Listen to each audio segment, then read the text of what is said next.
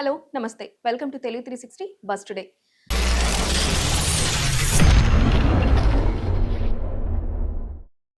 సామాన్యుడికి బస్ ఎక్కాలంటే భయం పుడుతుంది. ఈ మధ్య కాలంలో ఎక్కువగా బస్ యాక్సిడెంట్స్ జరగడం, అవి కూడా అగ్ని ప్రమాదాలు అవ్వడం, అగ్ని ప్రమాదాల్లో ఎక్కువగా దగ్ధమైపోవడం, అంటే క్విక్ యాక్షన్ లేకోకుండా, అంటే తప్పించుకోవడానికి కూడా ఛాన్స్ లేకోకుండా అక్కడే సమాధి అయిపోతున్న వాళ్ళు చాలా మంది ఉన్నారు. సో ఇప్పుడు ఈ భయాన్ని అసలుకి ఎలా చూడాలి, అక్కడ బస్ ఎక్కాలి అంటే ఏమేం ప్రమాణాలు బస్సులకి ఉండాలి, ప్రైవేట్ ట్రావెల్స్ లో ఎందుకని తరచూ ఇలా జరుగుతుంది మాట్లాడదాం. జర్నలిస్ట్ అనిల్, ఈ మధ్య కాలంలోనే ఎక్కువగా బస్సు ప్రమాదాలు చూస్తున్నాం మనం. మొన్నటికి మొన్న స్కూల్ బస్ దగ్ధమైంది, తిరుపతిలో పెళ్లి బస్సు దగ్ధమైంది, తర్వాత ఈ రోజు 40 మంది ఉన్న ఒక బస్ దగ్ధమవడం అంటే మామూలు విషయం కాదు. చాలా తక్కువ మంది మాత్రమే దాని నుంచి బయటపడ్డారు. ఎందుకని ఇలా జరుగుతుంది? గవర్నమెంట్ ఏ ప్రమాణాలు ప్రైవేట్ బస్సులకి ఇస్తుంది? అంటే ప్రధానంగా ఏదైతే కర్నూలులో ఈరోజు జరిగిన విషయం మనం చూసినట్లయితే, నిన్న రాత్రి సమయంలో 9:30కు మూసాపేట నుండి బయలుదేరింది బెంగుళూరుకు వెళ్ళడానికి. వెళ్ళే దారిలో రాత్రి సమయంలో కూడా డ్రైవర్ అజాగ్రత్తగా ఉన్నారనే విషయం ఒక పరిస్థితి కనబడతా ఉంది. ఇంకొక విషయం ఏంటంటే, బస్సుకు సంబంధించిన ఫిట్నెస్ టెస్ట్ కావచ్చు, అన్ని బస్సుకు సంబంధించిన డాక్యుమెంట్లు కూడా సంవత్సరం క్రితమే ఆ బస్సుకి సంబంధించిన మొత్తం కూడా పూర్తయిపోవడం, ఎక్స్‌పైర్ అయిపోయిన విషయాలు కనబడతా ఉన్నాయి. అంటే అక్కడ ఏదైతే హైవేలో వెళ్తున్నప్పుడు హై స్పీడ్ అనేది వెళ్తున్నట్టు కూడా మనకైతే తెలుస్తా ఉంది. అలంపూర్ టోల్‌గేట్ తర్వాత దాదాపుగా అలంపూర్ టోల్‌గేట్‌కి 2 గంటల 15 నిమిషాలకి అక్కడికి చేరుకోవడం జరిగింది. ఆ టోల్‌గేట్ తర్వాత చాలా స్పీడ్ వెళ్ళిందన్నట్టు కూడా మనకు క్లియర్ కట్‌గా తెలుస్తా ఉంది. ప్రత్యేక సాక్షులు కూడా చెప్తా ఉన్నారు.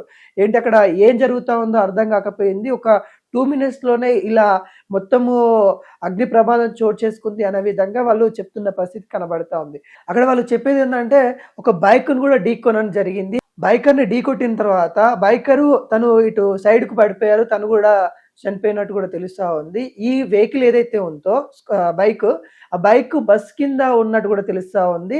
ఆ బస్ కింద ఉండడం వల్ల ఎప్పుడైనా కానీ బైక్ కింద పడ్డప్పుడు స్పార్కులు వస్తాయి. కాకుంటే బైక్ ట్యాంకర్ కూడా అక్కడ లీక్ అవ్వడము, ఆ స్పార్కులు వీటికి మంట అంటుకోవడము, ఆ బైక్ బస్సు కిందనే ఉండడానికి ఇక్కడ ప్రమాదంగా మంటలు ఎక్కువ రావడానికి కూడా ప్రధాన కారణం అన్నట్టు కూడా చెప్తా ఉన్నారు. దాదాపుగా 43 మంది ఉన్నారు దాంట్లో.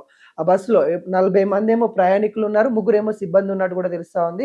12 మంది మాత్రమే ఇప్పుడు సురక్షితంగా బయటకు వచ్చినట్టు కూడా తెలుస్తా ఉంది. 20 మంది పైన మృత్యువాత పడ్డట్టు కూడా తెలుస్తా ఉంది. కొంతమంది DNA టెస్ట్ చేసి, అంటే ఎవరి మృతదేహాలు ఎవరి అన్నకుండా తెలియకుండా ఉన్న స్థితిలో కూడా అక్కడ కనబడతా ఉంది. ఎవరి మృతదేహం ఎవరిది అన్నట్టు కూడా తెలియకుండా పరిస్థితి కనబడతా ఉంది. అన్ని మృతదేహాలు కూడా సమీపంలో ఉన్న గవర్నమెంట్ హాస్పిటల్‌కి తీసుకెళ్లడం అయితే జరిగింది. అక్కడ DNA టెస్ట్ తర్వాత కుటుంబ సభ్యులకి ఇస్తామన్నట్టు కూడా అధికారులు చెప్తున్న పరిస్థితి కనబడతా ఉంది. ఇక్కడ ఒక విషయం మనం మాట్లాడుకోవాల్సింది ఏంటంటే, చాలా మంది కూడా అక్కడ అందరూ కూడా మంచి మేధోస్తులకు సంబంధించిన వాళ్ళు కొంతమంది కనబడుతున్నారు. ఎందుకంటే బెంగుళూరులో ఐటీ జాబ్ చేసే వాళ్ళు ఉన్నారు. కొంతమంది దివాళీ పండగకి ఇక్కడ హైదరాబాద్కి వచ్చి మళ్ళీ బెంగుళూరుకి వెళ్తున్న పరిస్థితి కనబడతా ఉంది. ఇలాంటి వాటిలలో ఇద్దరు చిన్నాళ్ళు కూడా ఉన్నారు. 20 మంది కుటుంబాల్లో ఇది పెను విషాదం అని కూడా చెప్పుకోవచ్చు. వాళ్ళ కుటుంబాలు కూడా ఇప్పుడు రోధిస్తున్న పరిస్థితి కనబడతా ఉంది. ఇవన్నీ ప్రైవేట్ సంస్థలకు కనబడట్లేదా? గతసారి ఏదైతే ప్రమాదాలు చోటు చేసుకున్నా అప్పుడు కూడా మనం మాట్లాడుకున్నాము. ఈ విధంగానే ఇలాంటి ప్రమాదాలు ఇంకా జరగకుండా చూసుకోవాలి. వీటికి కారణాలు ఏంటి అనేక విధాలుగా మనం చర్చించుకున్నాం. కానీ చర్చించుకున్న తర్వాత కూడా ఇలాంటి ప్రమాదాలను ఎక్కడన్నా ఆగుతున్నాయంటే ఆగట్లేదని ఇప్పుడైతే మనకు కనబడుతుంది. ఎందుకంటే ఈ ప్రమాదం జరిగిన తర్వాత కూడా ఇంకా కూడా జరిగే అవకాశాలు ఉన్నాయంటే ఉన్నాయి. ఎందుకంటే ప్రైవేట్ సంస్థకు సంబంధించిన బస్సులు ఏవైతే ఉన్నారో వాళ్ళు సేఫ్టీ పాటించట్లేదు. అక్కడ ఎమర్జెన్సీ డోర్లు 1 లేదా 2 ఉండాలి ఖచ్చితంగా. కాకుంటే ఒకటే ఉందని కూడా చెప్తున్నారు. అది కూడా వాళ్ళు బ్రేక్ చేయాల్సిన పరిస్థితి వచ్చింది. అంటే సులభంగా బయటికి వచ్చే పరిస్థితి అక్కడ లేదన్నట్టు కూడా ప్రత్యేక సాక్షులు చెప్తా ఉన్నారు. వాళ్ళు నిద్రలో ఉండడం ఒక కారణం అయితే, అక్కడ సేఫ్టీ డోర్లు కూడా అక్కడ కొద్దిగా ఇబ్బంది పెట్టాయన్నది కూడా అక్కడ ప్రత్యేకంగా ఉన్న వాళ్ళు కూడా చెప్తా ఉన్నారు. ఇవన్నీ అంశాలు మనం గమనించినట్లయితే, ప్రైవేట్‌కి సంబంధించిన బస్సులు ఏవైతే ఉంటాయో వాళ్ళు ఆర్‌డీఓ ఆఫీసులో ఏవైతే నిబంధనలు ఉంటాయో వాటిని ఎవరు కూడా పాటించుకోవట్లేదు. పైసల కోసం మాత్రమే చూస్తుర్రు. ప్రజల ప్రాణాలు గాల్లో పోతున్నాయి. అయినా కానీ ఇటు తెలంగాణ గవర్నమెంట్ కావచ్చు, అటు ఆంధ్ర గవర్నమెంట్ కావచ్చు, ఎవరు కూడా పట్టించుకోవట్లేదు.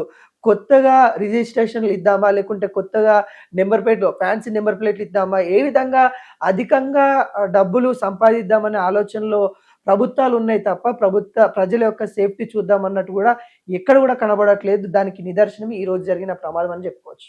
సో ఈ రోజు ప్రమాదం జరిగిన ఈ బస్సుని చూసుకుంటే తెలంగాణలో 16 చలాన్లు ఉన్నాయంట దానిపైన. 23,120 రూపాయలు కూడా ఫైన్ కూడా వేశారని కూడా చెప్తుంది. ఆ ఫైన్ కూడా వేయడానికి కారణం డేంజరస్ డ్రైవింగ్ ఒకటి, హై స్పీడ్ లో వెళ్ళడం ఒకటి. ఇన్ని చలాన్లు పడిన తర్వాత హై అలర్ట్ లో ఉండాల్సిన ఎవరైతే అధికారులు ఉన్నారో అసలుకి ఫిట్నెస్ కానీ ఇవన్నీ చూసుకోకుండా ఎందుకని రోడ్ పైకి జనాల పైకి వదిలేశారో అర్థం కావడం లేదు. మోర్ ఓవర్ లోపల ఉన్న వాళ్ళకి ఎమర్జెన్సీ ఎగ్జిట్ గురించి తెలియాలి, ఎక్కడుందో తెలియాలి. అది నార్మల్ గా ఏమనుకుంటారు కామన్ పీపుల్, ఇవి ఒక్కసారి బస్ ఎక్కిన తర్వాత సేఫ్ గా ఇంటికి వెళ్తున్నాము అని చెప్పేసి చల్లగా పడుకుంటారు, ఏసీ బస్ కాబట్టి. పడుకున్న తర్వాత ఎమర్జెన్సీ కానీ ఇలాంటివి సిచ్యువేషన్స్ వచ్చినప్పుడు అసలుకి ఎంత అలర్ట్ గా ఉండాలి. ఆ డ్రైవర్ పరారవడం ఏంటి, ఆ కొంచెం ఇంగిత జ్ఞానం కూడా లేకోకుండా వెంటనే లోపల ఉన్న వాళ్ళని కూడా అలర్ట్ చేసి బయటికి దింపేసే ప్రయత్నం చేయాలి. ముగ్గురున్నారు అక్కడ, ఆ ముగ్గురు ఏం చేయలేకపోతున్నారు అంటే ఫిజికల్ గా కూడా వాళ్ళు మెంటల్ గా కూడా అంత ప్రిపేర్డ్ గా లేరని ఇంకోటి అర్థమైపోతుంది. ఆ డ్రైవరు దాదాపుగా 300 మీటర్లు ఒక బండి తన ఏదైతే బస్సు కింద లాక్కెళ్తున్నప్పుడు ఆయన ఏం చేస్తున్నాడు అక్కడనే 300 అజాగ్రత్త. మీటర్లు అంటే చాలా ఎక్కువ దూరమే. ఎక్కువ అంటే వెంటనే బ్రేక్ వేయగలిగిన సామర్థ్యం అయితే బస్సుకు ఉంటది. ఉంటది. మరి ఎందుకని అలా చేయలేదు? అంటే ఆయన అప్పటికి కూడా నిద్ర మధ్యలో ఉన్నాడన్నట్టే మనం చెప్పుకోవచ్చు. ఎందుకంటే నీకు ఒక బండి నువ్వు ఢీకొన్న తర్వాత ఆ బండి కూడా నీ వెనుకనే వస్తా ఉంది. నిన్ను లాక్కుంటూ వస్తా ఉంది. లాక్కుంటూ వస్తున్నప్పుడు నీకు సౌండ్ వస్తది. నీకు ఆ సౌండ్‌ను కూడా నువ్వు అబ్జర్వ్ చేయకుండా ఆ విధంగా స్పీడ్‌గా వెళ్తున్నాడు అన్నట్టు కూడా అక్కడ క్లియర్ కట్‌గా తెలుస్తా ఉంది. ఇంకోటి మీరన్నట్టు కూడా చలాన్లున్నాయి వాటికి. అవును. 16 చలాన్లున్నాయి. ఇంకొక 10 సార్లు కూడా నో ఎంట్రీ ఇచ్చారంట బస్‌కు కూడా. అంటే హ్మ్. రోడ్డు మీదకే రావడానికి అవకాశం లేదు, మీరు రావద్దు అన్నట్టుగా నో ఎంట్రీ వాళ్ళకి కూడా ఇవ్వడం అయితే నోటీసులు ఇవ్వడం కూడా జరిగిందంట. అంటే ఇవన్నీ జరిగినా గానీ మళ్ళీ రోడ్డు మీదకి ఆ బస్సు ఎందుకొచ్చింది కూడా మనం చూసుకున్నట్లయితే డబ్బుల కోసం.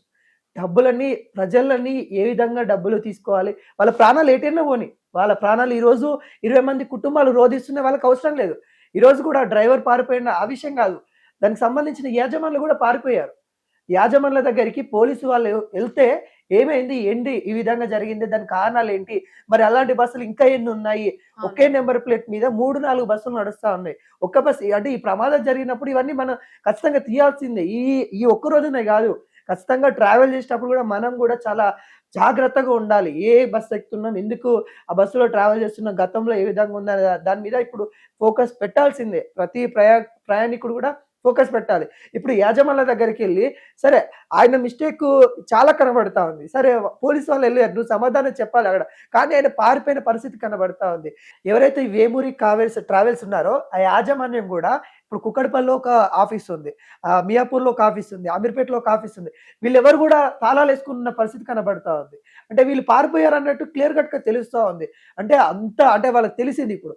వాళ్ళు చేసింది ఎంత ప్రమాదకరమైంది. చిన్న అజాగ్రత్త 20 మంది కుటుంబాలలో ఇప్పుడు చాలా బాధాకరమైన విషాదంగా మారిపోయింది అనే విషయాలు తెలుస్తా ఉంది.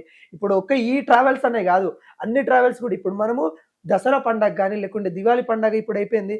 ఏవైతే ఇప్పుడొచ్చే సంక్రాంతికి గావచ్చు, లేకుంటే క్రిస్మస్ వీటిల్లో గూడా మన తెలంగాణ నుండి గావచ్చు, ఆంధ్ర నుండి ఇటొస్తారు, అటు నుండి ఇటెళ్తారు. రాష్ట్రాల మధ్య మనకి చాలా ఇక్కడ అందరూ ఉంటారు హైదరాబాద్‌లో. చాలా మంది ఉంటారు కాబట్టి అటు ఇటు ఎళ్తా ఉంటారు. వేల సంఖ్యలో ఒకరోజు ట్రావెల్ చేస్తా ఉంటారు.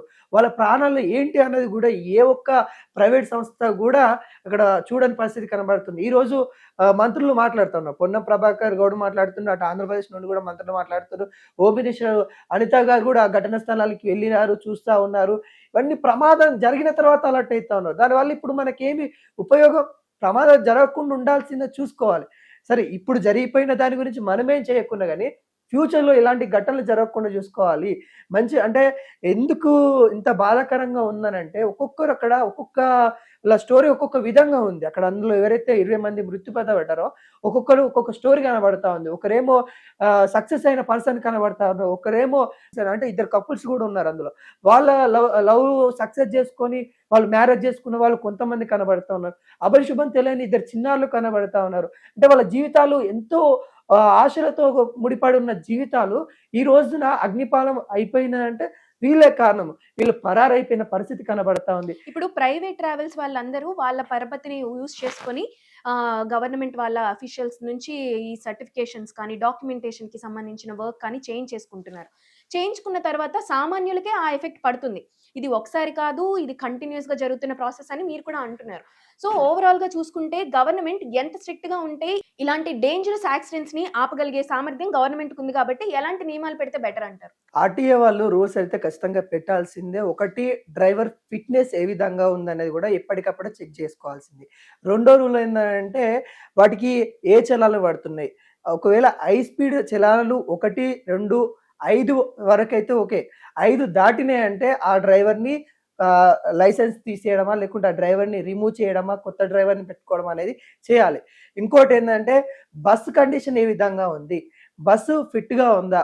బస్సు ఏదైతే పొల్యూషన్ ఇన్సిడెంట్స్ ఏవైతే ఉంటాయో వాటికి సంబంధించింది ఎప్పటికి రివ్యూ చేస్తూనే ఉండాలి. ఇక్కడ ప్రైవేట్‌కి సంబంధించిన ఎవరైతే ఉన్నారో వాళ్ళు ఖచ్చితంగా ఎప్పటికప్పుడు ఏ బస్ అయినా గానీ వాటన్నిటి కూడా చూసుకుంటా ఉండాలి. ఇంకా అధికారులు ఏంటంటే ఇప్పుడు చాలా వరకి బస్సు నంబర్ ఒకటుంటుంది. బస్సు వెహికల్ ఒకటుంటుంది. వాళ్ళ ఇష్టానుతీరంగా ప్రైవేట్ సంస్థలైతే నడిపిస్తా ఉంది.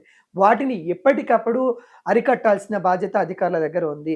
అధికారులు గూడా ఖచ్చితంగా రోడ్ల మీదకి రావాల్సిందే. ఎందుకంటే ఇప్పటికి చాలా మంది గూడా వీళ్ళు ఎవరైతే ట్రాఫిక్ సంబంధించిన వాళ్ళు గూడా ఆఫీసుల ఏసీ రూమ్‌లలో ఉంటూ మేము ఏం చేసినా నడిసిపోతది. సీసీ కెమెరాలున్నాయి. సీసీ కెమెరాల ద్వారా మేము ప్రతి ఒక్కటి అబ్జర్వేషన్ చేస్తా ఉన్నాము. ఎవరు రాంగ్ రూట్‌లో ఎళ్తుర్రో మాకు తెలిసిపోతా ఉంది అనేదానికంటే సీసీ కెమెరాలు ఎట్లా ఉన్నాయి. కాకుండా వాళ్ళు కూడా రోడ్ల మీదకొచ్చి ఏ బస్సు ఏ కండిషన్‌లో ఉన్నదనేది గూడా ఖచ్చితంగా 6 నెలలకు ఒకసారి అనేది చెక్ జేయాల్సిందే. ఒక 6 మంత్స్‌కి ఒకసారి పెడతారా? 3 మంత్స్‌కి ఒకసారి పెడతారా?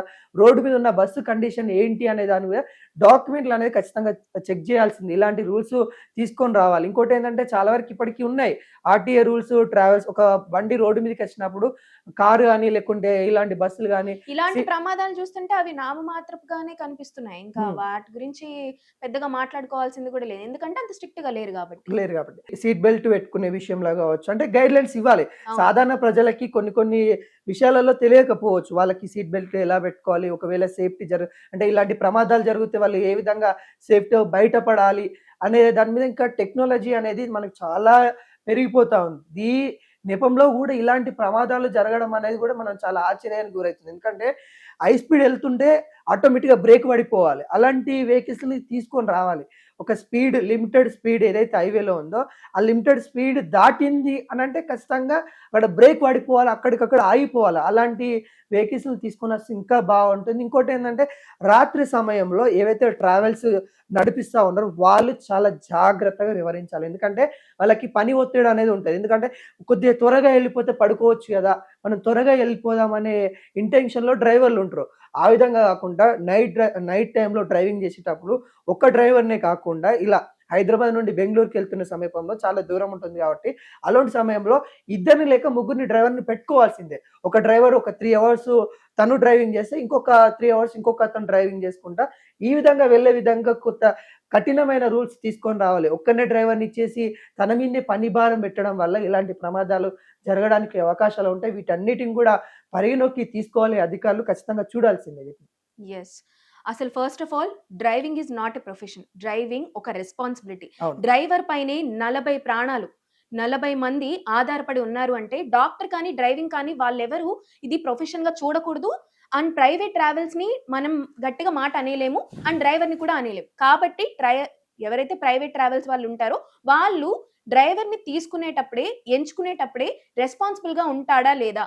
ఇతని పైన ఇంతమందిని భరించగలడా లేదా? అన్నది చూసుకోవాలి. ఎందుకంటే రోడ్ పైన ఎవరో పక్కన వేరే వాళ్ళు ఎళ్ళిపోతున్నారు అని చెప్పేసి స్పీడ్‌గా పెంచేయడం, లేదంటే డేంజరస్‌గా మలుపులు ఉన్నప్పుడు తిప్పేయడం, వీటన్నిటి వల్ల ఎఫెక్ట్ అయ్యేది డ్రైవర్‌కి చాలా తక్కువ. కానీ డ్రైవర్‌ని నమ్ముకొని లోపల వెనకాల 40 మంది పడుకొనున్న వాళ్ళకి ఇతను ఎలాంటి వాడో తెలీదు. ఇతన్ని నమ్మే 40 మంది పడుకుంటున్నారు అంటే ప్రైవేట్ ట్రావెల్స్ వాళ్ళు ఇతని పైన చాలా జాగ్రత్తగా తీసుకునేటప్పుడే, ఎంచుకునేటప్పుడే చాలా జాగ్రత్త వహించాలి. ఇదొక పద్ధతి అనుకుందాం. నెక్స్ట్ ప్రైవేట్ ట్రావెల్స్‌కి సంబంధించి ఏవైతే డాక్యుమెంట్స్, ఏవైతే లైసెన్స్‌లు, ఏవైతే నియమాలుంటాయో వాటన్నింటిని అమలు చేస్తున్నారా లేదా అని ఎప్పటికప్పుడు గవర్నమెంట్‌కి సంబంధించిన ఆర్‌టీఏ వాళ్ళు పర్యవేక్షించాలి. సీసీటీవీలు పెడతారా? లేదంటే వెళ్ళే దారిలో ఏమన్నా ట్రాకింగ్ ఉంటుందా? హై స్పీడ్ వెళ్తున్నారా లేదా? ఒక లిమిట్ అంటూ ఉండాలి. ఇవన్నీ కూడా లిమిటేషన్స్ పెడితేనే ఇంతమంది జాగ్రత్తగా వెళ్ళొచ్చు. ముఖ్యంగా సామాన్యులు మాత్రమే బస్సులెక్కుతారు. సామాన్యులు ఎక్కువగా అటు ఇటు తిరిగే వాళ్ళుంటారు కాబట్టి వాళ్ళు హై బడ్జెట్‌లో ఉన్న ఫ్లైట్‌కి స్లోగా వెళ్ళే రైల్‌ని కాకుండా నైట్ జర్నీలో ఒక నైట్ గనక మనం లోపలే పడుకుని ఉంటే జర్నీ సాఫీగా వెళ్ళిపోతుంది అన్న ఇంటెన్షన్ లో ఎక్కుతారు కాబట్టి వాళ్ళందరికీ సేఫ్ జర్నీ లాగా బస్సులు క్రియేట్ చేయాలి. ఇప్పుడు ప్రైవేట్ ట్రావెల్స్ లోనే ఎందుకు ఎక్కుతున్నారు, ప్రభుత్వ బస్సుల్ని ఎందుకు ఎక్కడం లేదంటే వాళ్ళు అక్కడి వరకు తీసుకెళ్లే, అది ఆబ్వియస్లీ వాళ్ళ చాయిస్, అది ఒక సామాన్యుడి చాయిస్, దేంట్లో వెళ్ళాలి, ఏది తన కంఫర్ట్ ఉంటుంది అని చెప్పేసి. ఈ ప్రైవేట్ ట్రావెల్స్ వాళ్ళు ఇవన్నీ దృష్టిలో పెట్టుకోకుండా ఎవరిని పడితే వాళ్ళని డ్రైవర్ గా పెట్టేసి రెస్పాన్సిబిలిటీ లేకోకుండా ఇంతమంది ప్రాణాలకి జవాబు చెప్పుకోకుండా ఇప్పుడు పరారైపోవడం అనేది నిజంగా క్వశ్చన్ మార్కే. సో అధికారులు దీనిపైన వెంటనే స్పందించాలి, దీనిపైన లిమిటేషన్స్ పెట్టాలి. ఇది జరుగుతుందో లేదో మనం కూడా చూడాలి.